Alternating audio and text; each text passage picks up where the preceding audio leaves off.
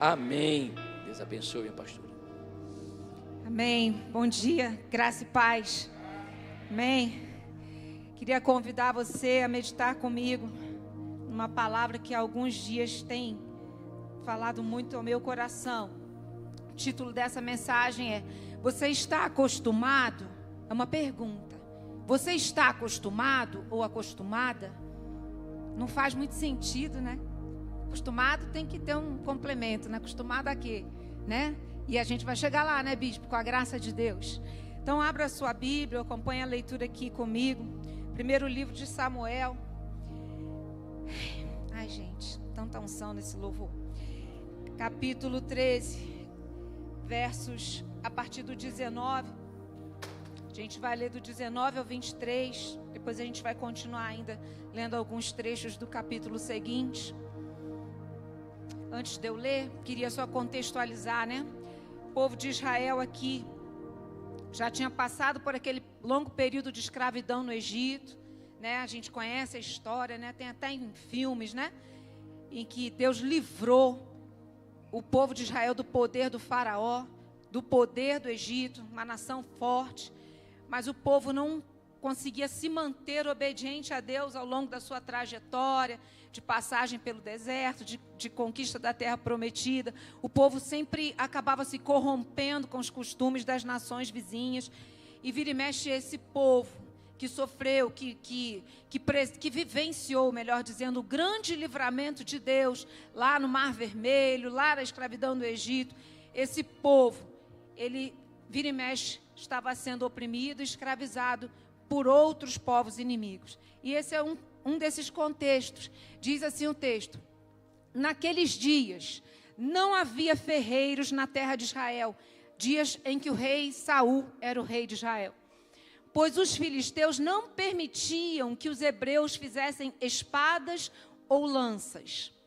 Assim, sempre que o povo de Israel precisava afiar seus arados, enxadas, machados e foices, tinha de levá-los a um ferreiro filisteu. O custo para afiar um arado ou uma enxada era de 8 gramas de prata. E para afiar um machado, uma foice ou uma ponta de ferro de uma vara de tocar bois, 4 gramas. Por isso, no dia da batalha, ninguém em Israel tinha espada ou lança, exceto Saul e Jonatas. Nesse meio tempo, ou seja, no meio tempo em que ninguém tinha armamento, os filisteus mandaram um destacamento para o desfiladeiro de Miquimás. João, volta por favor, verso 19, né? A gente fez uma primeira leitura, né? Aquela do conhecimento panorâmico. Agora a gente vai, né? Não é assim? Agora a gente vai aprofundar aqui um pouquinho nos termos. Fala naqueles dias, né? Como disse, nos dias do rei Saul. Não havia ferreiros na terra de Israel. Pode deixar o texto aí, João. Quando eu olho isso, naqueles dias, não havia ferreiros. Eu não sei vocês, mas para mim, uma interpretação fácil que eu faço aqui é que se naqueles dias não havia, porque houve dias em que havia. Vocês concordam comigo? Porque senão não tem sentido essa frase. Então, naqueles dias ali não havia, mas houve. Houve algum dia em que havia ferreiros em Israel. E essa questão me trouxe muita inquietação à alma. Porque existe uma coisa na nossa vida que é muito perigosa, que é o costume. O costume é algo muito perigoso na nossa vida. Naquele dia não havia, naqueles dias não havia. Significa dizer que em outros tempos havia, né? Significa dizer que o costume, nesse sentido, pelo menos do que nós estamos abordando aqui, ele é algo muito perigoso para a nossa vida. Porque, imagine, uma nação tão grande como Israel, uma nação acostumada a guerrear, com um histórico de guerras. Não tinha um ferreiro, né, Alexandre? Não tinha 2. Aquela nação certamente tinha muitos ferreiros. Não foi de um dia para o outro que os filisteus exterminaram os ferreiros que havia ali na nação. Não foi de um dia para o outro que acabou, não tem mais ferreiro nenhum. Não foi de um dia para o outro. E eu penso, Isso me traz à memória que quando o povo era escravo do Egito, era uma escravidão muito visível, muito latente, todo mundo conhece a história. O povo era literalmente escravo mesmo, prestava serviço escravo mesmo, se reclamava, piorava a situação mesmo. Mas aqui eu vejo uma escravidão que foi sendo construída. Uma escravidão sutil, uma escravidão em que Satanás não pegou, botou Faraó lá e os capatazes lá, não sei aqui que outra palavra usar que vem no momento, oprimindo o povo. Não é esse tipo de escravidão, mas é uma escravidão que foi desarmando, parece até, né, palavra política aqui, né? Foi desarmando o povo devagar, foi tirando a força do povo devagar. Esse quadro não podia ter ocorrido realmente da noite para o dia. Vou acabar com todos os ferreiros aqui. Não. Foi devagar. Foi sutil. E por que isso aconteceu? Porque houve uma acomodação. Houve um conformismo. Houve um costume. Vamos nos acostumando. Vamos nos acostumando. E aí o verso 19, a parte B, vai dizer que não havia ferreiros porque os filisteus não permitiam. E eu estava esses dias lendo, e eu lia e relia, e li tantas vezes esse versículo, e ele gritava para mim, porque como assim? Como um povo que Deus escolheu e separou para si, como um povo que Deus fez promessas de que eles seriam cabeça e não cauda, de que eles possuiriam as nações, onde eles pisassem a planta do pé, eles teriam domínio sobre aquela região. Como assim esse povo estava comendo na mão do inimigo, usando uma expressão, né, da gíria moderna aí, nem sei se é tão moderna, mas é gíria, né? Pois os filisteus não permitiam que os hebreus fizessem espadas ou lanças. E isso me fez me perguntar, sabe, pastor Bruno, quem está mandando na vida do povo de Deus? Eu perguntei para mim, meu Deus, quem está dando comando na minha vida?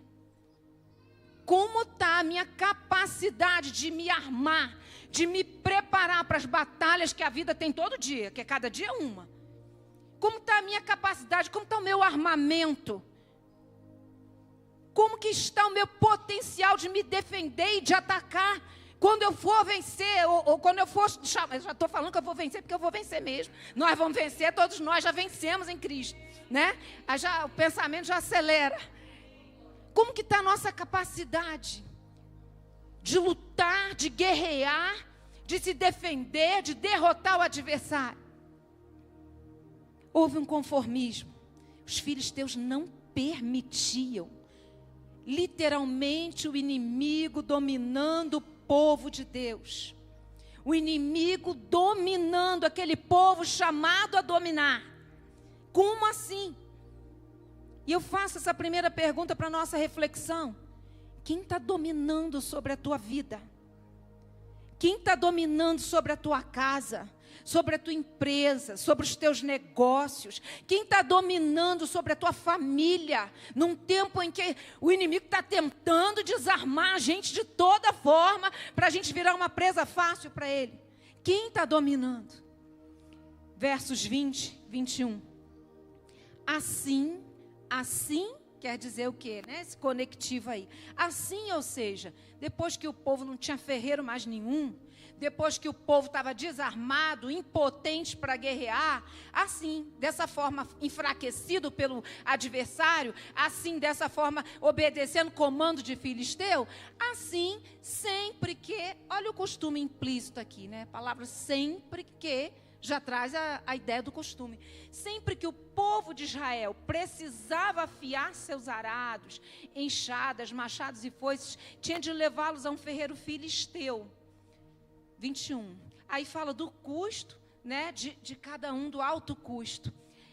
Gente, olha que coisa interessante, a subserviência que os filisteus impuseram ao povo de Israel não foi uma subserviência só bélica, só na questão da guerra, da batalha, da luta, de se defender, de guerrear, de atacar. Era também na sua subsistência. Foi também na subsistência do povo que os filisteus impuseram. Então, quando se fala em espadas e lanças, Os filisteus estavam ali impedindo a capacidade de Israel de guerrear. Mas quando se fala de arados, enxadas, machados, foices, vara de tocar bois, estavam impedindo também a subsistência desse povo. A subsistência desse povo. Como está a nossa preparação? Como está a nossa preparação? Porque quando nós lemos esse quadro aqui de Israel, a gente se preocupa.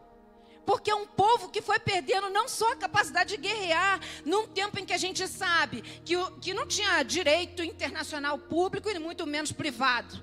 Não tinha tratados internacionais, pactos internacionais, direito internacional penal, não tinha.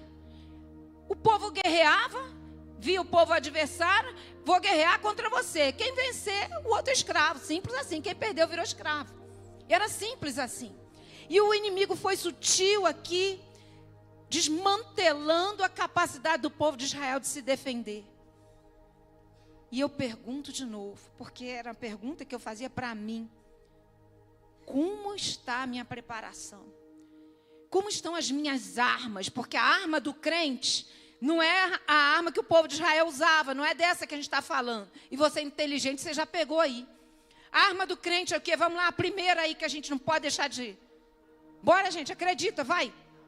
Oração. A arma do crente é oração. Não tem como você levantar de manhã, sair da sua casa sem oração. Mas tem um problema na nossa vida, que às vezes a gente vai se acostumando. Aí a nossa oração, que era de 1 hora ali, contrito, quebrantado, começou a virar uma oração de meia hora, porque o meu horário está tão apertado, estou com tanta coisa para fazer. E a oração de meia hora passou uma oração de 5 minutos. E a oração de 5 minutos passou, eu levo um pensamento a Deus assim, já estou no trânsito ali, sinal parou um pouquinho. Deus abençoe esse meu dia. Porque a gente vai se acostumando. A gente vai se acostumando a não usar a arma da oração. A gente vai se acostumando a não usar a arma da leitura e meditação nessa palavra, que é a nossa espada. A espada do crente é essa daqui. A gente vai se acostumando. Eu pergunto para você, não me responda, por favor. Quantas vezes você parou essa semana e pegou a sua espada e não permitiu que filisteu nenhum te atrapalhasse nesse propósito, e pegou essa espada e aplicou essa espada na sua vida de forma a afiá-la contra todo inimigo que pensa em se levantar contra você? Quantas vezes você fez isso? Será que você passou um dia da semana sem fazer? Será que você passou 3? Será que você só fez isso um dia? Ou será que você não fez nenhum? Quem está afiando as suas espadas? Porque é muito confortável para nós hoje, a igreja desse tempo, né? É muito confortável, a gente tem, né, a cadeira confortável, ar-condicionado, é tanta coisa boa, a gente fica aqui relax, né? Às vezes a gente olha e vê até alguém cochilando, de tão confortável que está.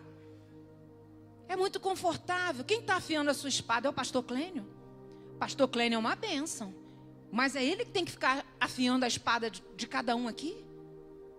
Ou não seríamos nós que deveríamos estar dando cobertura para ele, que está na linha de frente? Porque o soldado que está na linha de frente, ou o guerreiro que está na linha de frente, precisa da cobertura da retaguarda. Tem uma igreja aqui dando cobertura? Tem uma igreja? Em nome de Jesus, tem uma igreja, amém? Amém, glória a Deus. Eu louvo a Deus pelas pessoas que pedem oração, e orar é uma bênção, orar é uma bênção. Mas tem uma amada aqui, gente, que ela manda nas madrugadas. Eu fico impressionada, porque a abençoada mal abre a boca. E ela manda, estou orando por vocês. Está lá atrás, ó, porque a gente aprende que a repreensão você faz em separado, né, no particular. Mas a honra, você, né, o elogio é público. Jordânia lá, ó. Vamos aplaudir Jesus pela vida da Jordânia, porque Jordânia é essa mulher que ela manda as mensagens dizendo, estou orando por você. E eu fico assim, maravilhada, porque é uma pessoa, quem conhece sabe, quietinha, mal fala. Mas, gente, afiar a espada não tem que estar na dependência de A, de B, de C. Ah, não, porque a pastora Anice, ela é tão maravilhosa, e ela é. Pastor Clênio é tão maravilhoso, pastor, são maravilhosos, todos são maravilhosos. Mas eu tenho que afiar a minha espada, buscando pela graça de Deus, pelo Espírito Santo que habita em mim, que foi deixado aqui para mim e para você, eu tenho que afiar minha espada. Eu não posso ficar deixando a minha espada na mão de ninguém. E se você está deixando na mão dos pastores, menos pior, né? Porque o povo estava deixando na mão do filisteu. Aí é que é pior ainda. Quem está afiando a sua espada? É a minha pergunta. Você está contando com as armas de quem? Porque Israel foi sendo desarmado, foi se acostumando. A gente não lê nada aqui, que ninguém falou nada, ninguém fez nada. Foi deixando, né? Igual lá, canta lá no Rio de Janeiro, deixa a vida me levar, a vida leva eu. Foi deixando.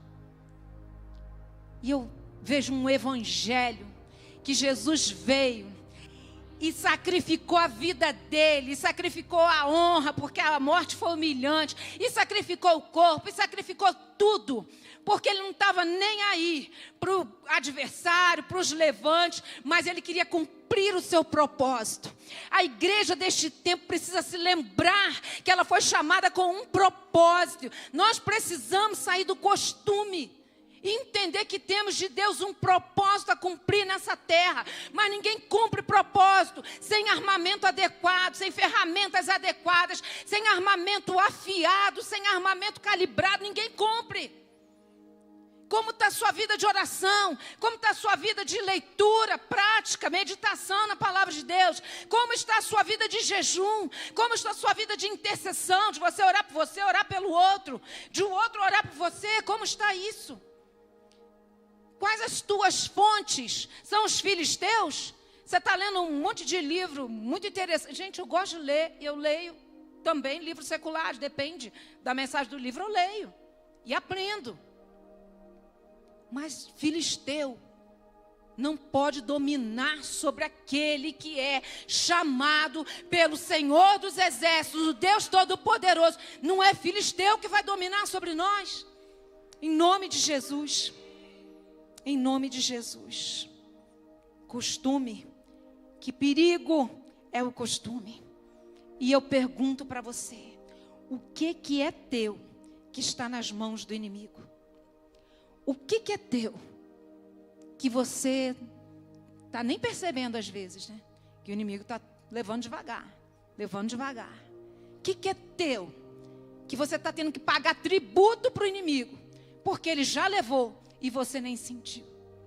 Essa é uma manhã em nome de Jesus, de o Senhor despertar a sua igreja, porque nada que é nosso fica na mão do inimigo, nada que é nosso fica em poder do inimigo, nada que é nosso vai ser motivo de pagarmos tributo para inimigo e para filisteu deste tempo, nada, nada, em nome de Jesus. Observa o verso 23, coloca aqui, João, por favor. Nesse meio tempo, no meio tempo em que o povo foi se acostumando.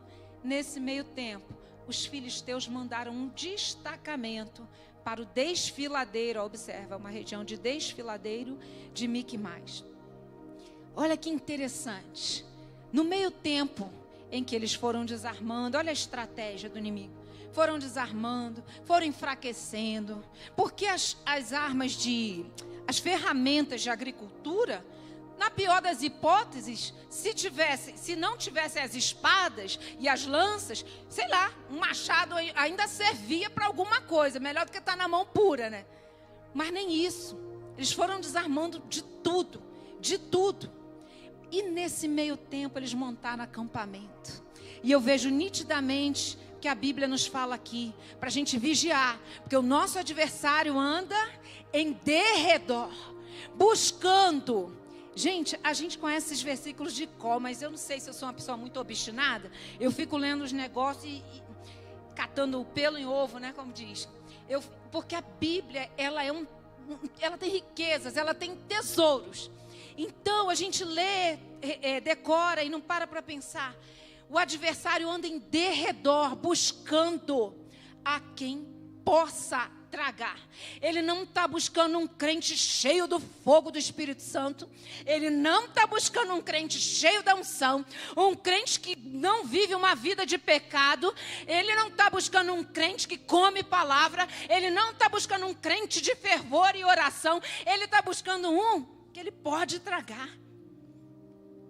Lembra eu não sei se vocês gostam, eu gosto muito de assistir os documentários de mundo animal. E a gente vê lá, né, os animais andam em bandos e fica aquele predador esperando um que está mais fraquinho, que fica para trás. E quando ele observa a oportunidade, ele dá a carreira e vai lá e dá o bote. Isso tem que ser, pregador é assim, né? Tudo que vê, pensa na pregação, né? Isso tem que servir de alerta para mim e para você. Porque quando a gente vai deixando o filisteu pegar nossas armas, a gente vai se enfraquecendo e a gente vira essa presa fácil que o inimigo está buscando, a que possa tragar. Vamos lá para o capítulo 14. Fala de o plano audacioso de Jonatas. Fica parecendo até que, vai mudar a mensagem? Mudou agora? Não. É uma continuação mesmo. Porque no meio disso tudo aqui, teve um homem que não se acostumou. Diz assim, vamos lá. Certo dia, Jonatas, filho de Saul, filho do rei, disse a seu escudeiro: venha, vamos ao lugar onde fica o destacamento dos filisteus. Lembra que era um lugar de desfiladeiro? Ou seja, né, pirambeira, não sei como é que fala aqui em Brasília. Tem outra palavra que fala? Nem sei. É isso aí mesmo, né? Então, mas Jonatas não contou a seu pai o que pretendia fazer. Observe, era o pai dele e era o rei. Ele tem uma estratégia. Ele não se acostumou, ele não se conformou, ele não ficou inerte. Ele tem uma estratégia. E ele chama o seu escudeiro e fala isso. Enquanto isso, Saul estava acampado nos arredores de Gibeá, em volta da árvore de romãs em Migron. Saul acampado, junto com cerca de 600 homens. Então, entre eles, estava Aías, o sacerdote que levava o colete sacerdotal. Pula lá para os 6 e 7, João, por favor. Foi? Jonatas disse a seu escudeiro: vamos atravessar até o destacamento daqueles incircuncisos. Olha como Jonatas não se acostumou. Quem sabe o Senhor nos ajudará, pois nada pode deter o Senhor. Ele não se acostumou. Ele sabia que eles não tinham armamento para vencer o povo, mas ele não se acostumou. Ele pode vencer com muitos guerreiros e também com apenas uns poucos. 7. Faça o que lhe parecer melhor, respondeu o escudeiro. Eu o seguirei para onde o Senhor for. Gente, que coisa maravilhosa. Olha que coisa interessante a gente vê aqui. Quando eu olho no plano humano, humanamente falando, a gente vê o rei Saul. Ele era o rei, né? Então, ele tinha, o texto fala que só tinha 2 que tinham espada, né? Jonatas e Saul. O resto do povo não tinha. Saul tinha espada, certo? Saul tinha a coroa, porque ele era rei. Saul tinha um reino. Saul tinha um exército com 600 homens. Saul tinha um acampamento montado. Saul tinha um sacerdote, que naquele tempo, né, em qualquer batalha, chamava o sacerdote para interceder pelo povo. O Saul também tinha o colete sacerdotal ali junto deles no acampamento, que era uma forma de chamar a presença de Deus usando aquele instrumento, aquela vestimenta. Saul tinha tudo isso. Vou repetir: espada, coroa, reino, exército de 600 homens, não era pequeno. Saul tinha acampamento, Saul tinha sacerdote, Saul tinha colete sacerdotal. E Jonatas? Jonatas tinha a espada e um escudeiro fiel. Só que Saul era acostumado, estava acostumado, ele acampou ali, e eu tinha vontade de poder perguntar para ele: Saul, o que você está pensando da vida? Você está acampado aí, não tem relato de que ele tivesse uma estratégia, nem de ataque, nem de defesa, de guerrear de forma alguma, ele não tem um plano, ele não tem uma estratégia de nada. O que ele está pretendendo ali acampado? Como diz lá o outro, esperando a morte chegar. Porque a gente não vê nenhuma estratégia dele aqui. Mas ele está acampado lá. Embora ele tivesse muito mais condições que Jonatas, mas ele estava acostumado. Ele se acostumou. Vamos ficar aqui no acampamento. Não tem nenhuma voz de comando para aqueles soldados. Ele não tem nada. Mas Jonatas, ele que só tinha uma espada e um escudeiro fiel, ele tem mais coisas que não são visíveis aos nossos olhos, mas que Deus falou ao meu coração. Ele tem um secreto com Deus. O que é isso, Renata? Ele tinha um secreto no sentido de: eu não vou me acostumar. Nós somos um povo que serve a um Deus que pode livrar com muitos ou com poucos. Ele não depende de espada. Eu não vou me acostumar a ficar acampado aqui esperando ser atacado e morrer aqui pela mão do inimigo filisteu. Ele tinha esse secreto. E o secreto era tão secreto que ele não fala nem com o pai dele, que era o rei. Porque uma coisa é você esconder uma coisa do seu pai, outra coisa é esconder uma coisa do seu pai, que também é o rei. Imagina a situação. Ele não fala. E eu fico imaginando, sabe por que ele não fala? Porque ele sabia que o pai dele já era um acostumado, mas ele não queria ser. E quando você não é um acostumado, e às vezes você fala das suas visões, que Deus está te dando de conquista e tal, e você vai falar para um acostumado, já aconteceu com você? É um acostumado: mas você não está achando que é muito sonho, não? Seu sonho está muito longo, muito grande, viu, pastora Luciana? É muito. Se eu fosse você, eu pensava numa coisa assim, menor. E Deus pode livrar com muitos, pode livrar com poucos. Pode abençoar muito, pode abençoar pouco. Basta você não se acostumar. Não se acostumar. E aí nós vemos aqui, ele tinha um secreto com Deus. Ele tinha coragem, porque ele estava entrando num acampamento do inimigo, o inimigo armado, municiado, uma área de pirambeira, né?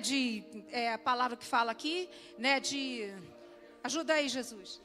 Desfiladeiro. Ele estava nessa área de desfiladeiro, uma área difícil. Ele tinha coragem, ele tinha disposição, ele tinha consciência de quem ele era e de quem eram os inimigos, porque ele falou: para Deus, tanto faz livrar com muitos ou com poucos. Ou seja, Deus é um Deus que nos dá livramento. E esses incircuncisos, ele se refere àquele povo como Davi se referiu a Golias lá atrás. Esses incircuncisos, ou seja, esse povo que não tem aliança com Deus, eles não vão dominar sobre nós. É um homem que tinha estratégia espiritual. Ele viu Davi, por falar que Golias era um incircunciso, só ali ele já começou a vencer a batalha. E aqui ele usa essa estratégia. E nós vamos, ele tem mesmo uma estratégia, eu não vou ler aqui, mas ele tem uma estratégia de que eles iriam para cima do acampamento. E a depender da reação, depois você lê em casa, do acampamento adversário, do acampamento do inimigo, eles iriam avançar ou eles iriam recuar. Ele tem uma estratégia. E aí os versos 13 a 16 vão dizer: então subiram usando os pés e as mãos. Olha como era difícil, não era fácil. Subiram, né, como a gente fala, engatinhando, né, gatinhando. Então subiram usando os pés e as mãos. Jonatas derrubava os filisteus e atrás dele seu escudeiro os matava. Mataram no total cerca de 20 homens numa pequena porção de terra. De repente, o pânico tomou conta do exército filisteu, tanto no acampamento como no campo, e também nos destacamentos e nos grupos de ataque. Olha, tinha filisteu acampado, tinha filisteu no campo, tinha nos destacamentos e tinha grupos de ataque. Naquele instante houve um terremoto e todos se encheram de terror. Gente, a gente precisa se animar ouvindo uma coisa dessa. A gente precisa entender que 2 homens semi-armados, porque só um tinha espada, e eu nem sei, também fico curiosa de saber como é que o escudeiro estava matando, porque diz que Jonatas ia derrubando na frente, o escudeiro matando atrás. Eu não sei com o que ele matou, pastor, mas que o poder de Deus se manifestou, que a graça de Deus veio, e esses 2 homens semi-armados conseguiram matar quase 20 pessoas, e a unção de Deus desceu, e houve terremoto, e os filisteus que estavam acampados, e os filisteus que estavam ali debandados, nos destacamentos, nos grupos de ataque, eles estavam preparados, eles tinham estratégia, eles tinham armas, mas eles não tinham o que você tem, o que eu tenho. Eles não tinham o Senhor dos Exércitos, o general de guerra, eles não tinham. Querido, saia do costume, não se acostume. Se Jonatas não tivesse feito isso aqui, se ele não tivesse inflamado o seu coração em acreditar nos livramentos de Deus, eles estariam acampados lá até morrer. Se Jonatas não tivesse isso, se o escudeiro de Jonatas não tivesse sido contagiado por essa fé, por essa coragem, por essa ousadia, a história não seria essa. A história não seria essa. Vamos concluir a leitura, versos 20 a 23. Diz assim: então Saul e todos os soldados correram para a batalha. Olha só, o povo estava acostumado, porque um não se acostumou, acreditou e foi. Correram para a batalha e encontraram os filisteus matando uns aos outros. Havia grande confusão por toda parte. Até os hebreus que antes haviam desertado para o lado dos filisteus. Olha os acostumados. Esse aqui, além de acostumado, foram traíra, né? Porque se acostumaram e ainda passaram para o lado do adversário. Até os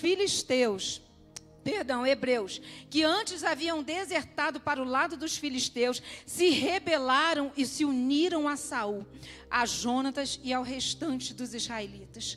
Quando os homens de Israel, que haviam se escondido na região montanhosa de Efraim, olha só, tinha os que debandaram para o lado do adversário e tinha os medrosos aqui, que além de se acostumar, ainda era covarde demais, né? Porque eles se esconderam nas montanhas de Efraim, ouviram que os filisteus fugiam, também os perseguiram. Assim, o Senhor livrou Israel naquele dia. Assim o Senhor livra a mim e a você hoje. Quando a gente passa uma luta, quando a gente passa um cerco, mas a gente não se acostuma, mas a gente não se esquece de quem Deus é na nossa vida. A gente não fica melindrado diante das situações. Estava falando com a Ingrid em casa essa semana, como nós temos visto pessoas emocionais nesse tempo. Parece que as pessoas não usam a sua razão e aí vivem adoecidas. Quantos de nós conhecemos um Deus que tudo pode, mas a gente está dependente de pessoas, a gente está dependente de medicamentos, a gente está dependente de uma série de coisas, de autoajuda.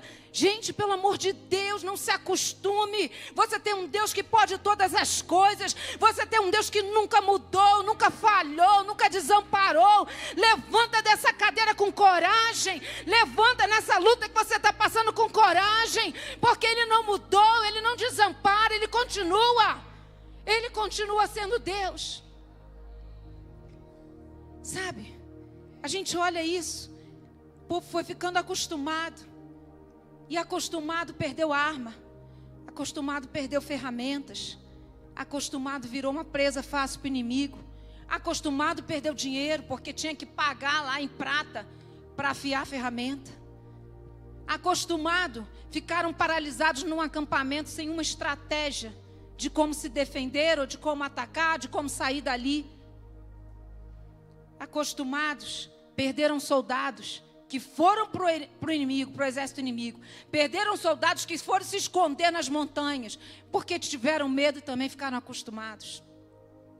Não se acostume às perdas que o inimigo tenta te impor. Você não foi chamado a perder. A igreja precisa resgatar a sua identidade em Deus. Você não foi chamado a perder. Você foi chamado a governar, a ser cabeça, não ser cauda, a ser abençoado em tudo que você faz. Para isso você foi chamado. E eu louvo a Deus pelo primeiro louvor logo que nós cantamos aqui, porque muitos aqui na igreja sabem, essa semana tive uma notícia que me entristeceu demais. E o primeiro pensamento que veio foi botar esse louvor, né? Perseguidos, mas não destruídos. Abatidos, mas... É isso aí, gente, vocês sabem. Abatidos, mas não destruídos. E eu fiquei pressionados, mas não... Ajuda aí, Marquinhos. É isso aí tudo aí que vocês sabem. E a gente precisa botar em prática. Estamos de pé. Estamos de pé. E sabe como que eu estava? Eu tinha acabado de fazer um treino, estava no colchãozinho, sentado no chão, chorando, quando eu recebi a notícia. E eu até vou falar aqui, porque eu estou autorizada a falar. A liderança da igreja sabe. Eu tenho uma pastora lá em Niterói, que foi a mulher que Deus usou na minha vida para me ensinar sobre tudo que é batalha espiritual. Eu era uma pessoa muito tradicional, não sabia nada. E foi quem me deu o púlpito pela primeira vez, que me incentivou a pregar, quando eu nem imaginava que algum dia pregaria a palavra de Deus. E ela está com um tumor bem grave. E ore por ela. Quando você orar por ela, eu vou receber essa oração como sendo por mim. Você não a conhece. O nome dela é Milce. Ore por ela, uma grande mulher de Deus. Eu creio um dia ela vai vir aqui, na igreja, para ela contar o que Deus fez. Que tem um povo aqui em Brasília orando pela pastora Milce. E Deus vai operar um milagre lá. Porque tem um povo aqui que não acostumou com a doença, não acostumou com a derrota, não acostumou com o saque do adversário. Não se acostume. O inimigo não vai levar teu filho, o inimigo não vai levar teu cônjuge, o inimigo não vai levar teus negócios, o inimigo não vai levar tuas finanças, o inimigo não vai levar tua saúde. Não se acostume, em nome de Jesus. Lembra quem você foi chamado a ser, porque você não vai perder nada. Eu quero convidar o Ministério de Louvor a estar aqui comigo. E eu quero falar com você. Sabe, às vezes a gente olha e a gente vê assim, não sei como é que está a sua vida, mas a impressão que a gente tem, e quando eu meditava nessa palavra, Deus foi falando no meu coração sobre esse acampamento em que Saul estava ali. E eu chorei muito, porque Deus falou no meu coração: assim estão muitos na minha igreja. Eles estão reunidos, eles estão acampados, mas eles não têm estratégia, eles não têm força, eles não têm armas, eles estão, quando há algum armamento, armamento não está afiado. Não tem força, não tem estratégia. Assim estão muitos. Estão até acampados, mas não tem poder no meio deles. E precisou se levantar um Jonatas e um escudeiro que a gente nem sabe o nome, mas precisou se levantar. E eu clamo para que você seja hoje o Jonatas, para que você seja hoje o escudeiro, para que eu e você sejamos hoje esses que vão se levantar. Não vão entregar o Brasil, não vão entregar essa nação rica, poderosa, essa nação cheia de belezas. Não vão entregar para filisteu, não vão entregar esposas, não vão entregar maridos, não vão entregar seu casamento, não vão entregar sua família, não vão entregar seu pai, sua mãe, sua irmã, não vão entregar filho que está nas drogas, que está no vício, na prostituição. Não vão entregar em nome de Jesus. Não vão se acostumar. Eu não me acostumo. Tem situações na minha vida, você deve estar achando: ai, sua vida é linda. Eu oro há mais de 20 anos por alguma coisa. Você acha que eu estou desanimada? Olha para mim. Se eu estou desanimada, veja bem. E eu estou aqui diante de Deus. Eu não me acostumo. Eu não estou aqui para perder nada. Eu não me acostumo. Eu não me acostumo a perder. E quem é servo de Deus e sabe quem é em Cristo Jesus, não pode se acostumar a perder. Não se acostume. Não se acostume. Sabe, uma oração que eu faço muito a Deus. Faço muito, Marisa. Sempre: Senhor, eu não quero me acostumar a subir no teu altar, a pegar a tua palavra, a abrir, a ler essa palavra e chegar aqui me achando. Eu não quero me acostumar. Eu subo aqui tremendo. E eu quero continuar tremendo até o último dia da minha vida que Deus me der para pregar essa palavra. Eu quero temer e tremer. Eu não quero me acostumar. Eu não quero chegar na casa de Deus como se eu estivesse chegando num cinema. Eu não quero domingo de manhã acordar e vir para a casa de Deus como se eu estivesse indo para qualquer lugar. Eu não quero me acostumar, porque Deus não é um Deus qualquer, porque esse lugar não é um lugar qualquer, porque essas cadeiras onde você está sentado aí não é um lugar qualquer. É um privilégio para mim e para você sermos guardados por um Deus que lá no passado criou um terremoto para livrar o seu povo, ainda que eles não merecessem, porque se deixaram acostumar com a perda. Mas Deus livra por causa de um que se levantou. Eu não quero me acostumar. Queridos, eu vou fazer aqui um pedido para você. Eu vou te fazer um pedido. Fica bravo não. Não se acostume não. Não venha para a casa de Deus chegando qualquer hora não. Ah não, eu já ouvi isso, meu Deus, eu vou depois do louvor. Gente, você não tem prazer de vir adorar o Senhor não? Você não tem prazer de estar, a palavra de Deus diz que Ele habita no meio dos louvores. Você não tem prazer de ficar aqui no arraial do povo de Deus adorando a Deus não? Não se acostume. Ah, eu vou depois da escola bíblica. Não se acostume. Porque você está perdendo espada, você está perdendo lança, você está perdendo machado, foice, você está perdendo. Não se acostume. Ah, porque a pastora grita muito. Queridos, não se acostume com a crítica, com a acusação. Examinar e tudo retende, que é bom, eu grito mesmo, eu sei. Mas ouve a palavra, esquece o grito. Não se acostume. Não se acostume a não ler a palavra de Deus na sua casa, com seus filhos. Não se acostume a não orar, sair correndo e apressado. Não se acostume a achar que esse aqui é um lugar comum. Você vem de qualquer jeito, vem arrastando o chinelinho, e entenda aqui espiritualmente isso. Vem de qualquer jeito, entra de qualquer jeito. Estão orando, você está entrando, o outro está orando, adorando, você chegou atrasado e está, oi. Pelo amor de Deus, gente, pelo amor de Deus, reverencie esse lugar que é consagrado ao Senhor, reverencie essa palavra que é ensinada nesse altar, reverencie a adoração que é prestada nesse altar, reverencie a presença, reverencie a santidade, reverencie aquele que tem todo o poder de mudar a história da tua vida, em nome de Jesus. E eu quero concluir aqui, lendo para você uma crônica. É heresia, não é heresia. Jesus ensinava por parábolas. Jesus usava parábolas. Nós às vezes usamos textos, né? Usamos vídeos. Eu vou usar uma crônica de uma escritora ítalo-brasileira, muito conhecida, Marina Colasanti. Não vou ensinar literatura aqui, mas é uma crônica que eu conheço desde a década de 90, gosto muito. E que Deus trouxe a minha lembrança. Eu vou ler só um trecho, tá? Porque ela é maior. Ela é de 1972, então alguma coisa pode ser um pouco diferente para você. Mas observa isso. Eu sei, mas não devia. É o título da crônica. Eu sei que a gente se acostuma, mas não devia. A gente se acostuma a morar em apartamentos de fundos e a não ter outra vista que não as janelas ao redor. E porque não tem vista, logo se acostuma a não olhar para fora. E porque não olha para fora, logo se acostuma a não abrir de todo as cortinas. E porque não abre as cortinas, logo se acostuma a acender mais cedo a luz. E à medida que se acostuma, esquece o sol, esquece o ar, esquece a amplidão. A gente se acostuma a acordar de manhã sobressaltado porque está na hora. A tomar o café correndo porque está atrasado. A ler o jornal no ônibus, porque não pode perder o tempo da viagem. A comer sanduíche, porque não dá para almoçar. A sair do trabalho, porque já é noite. A cochilar no ônibus, porque está cansado. A deitar cedo e dormir pesado, sem ter vivido o dia. A gente se acostuma a coisas demais para não sofrer. Em doses pequenas, tentando não perceber, vai afastando uma dor aqui, um ressentimento ali, uma revolta acolá. Se o cinema está cheio, a gente senta na primeira fila e torce um pouco o pescoço. Se a praia está contaminada, a gente molha só os pés e sua no resto do corpo. Se o trabalho está duro, a gente se consola pensando no fim de semana.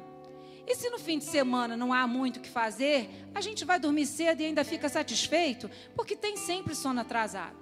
A gente se acostuma para não se ralar na aspereza, para preservar a pele. Se acostuma para evitar feridas, sangramentos, para esquivar-se da faca e da baioneta, para poupar o peito. A gente se acostuma para poupar a vida. Não sei se você gostou, mas eu gosto muito dessa crônica. A gente se acostuma, mas não devia. Não devia. E eu quero nessa manhã convidar você que entende que na sua vida cristã é o costume que tem imperado. Não a coragem, não a fé, não a firmeza, não a força em Deus. Você que entendeu que a sua vida cristã está sendo marcada por costume. Você é acostumado. Eu venho, tão bom, o pessoal da igreja legal, palavra boa, pastor, uma bênção, um louvor maravilhoso. Eu estou acostumado.